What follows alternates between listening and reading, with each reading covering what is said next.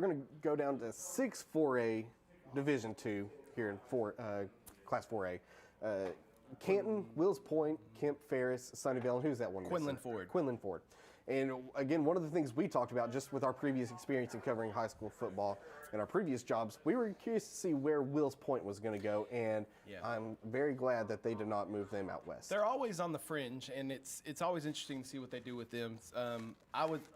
There was a thought that they may put Van, Wills Point, and Canton all in the same district, which is what they do for basketball, including Lindale, which would all make sense. But they can't for Lindale because Lindale's D1. These are D2. Correct. But I digress. Wills Point, Canton in the same district. I think that makes a lot of sense. Sunnyvale had a good squad last year, and then I wouldn't sleep on that Quinlan Ford team either. You remember a couple 3 years ago, Quinlan Ford, I want to say, either led the state in rushing as a team, and I think they were ranked nationally. Like, they were averaging like 300 or 400 yards a game on the ground.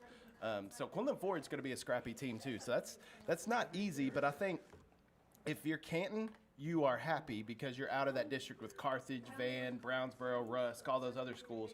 You kind of get to go out west and get some fresh blood. You talked about realignment. That's what I like about realignment is getting fresh blood. Teams that you don't play all the time, playing new teams. Exactly. It looks like we're working on getting another head coach. We're getting the shot set up right now. Oh, that's Coach Fuller.